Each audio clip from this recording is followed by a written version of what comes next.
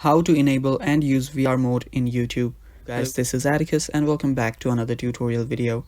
In today's video, I'll teach you guys how you can enable and use VR mode on your YouTube. So let us get started. First thing, you might want to make sure that your YouTube is up to date.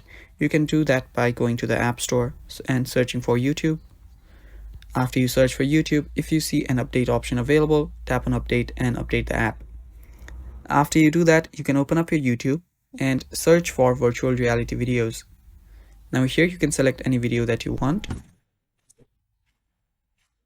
After you open up a video, you will notice that moving your phone will also move the video. As you can see right here, I'm moving my phone, but the video is paused.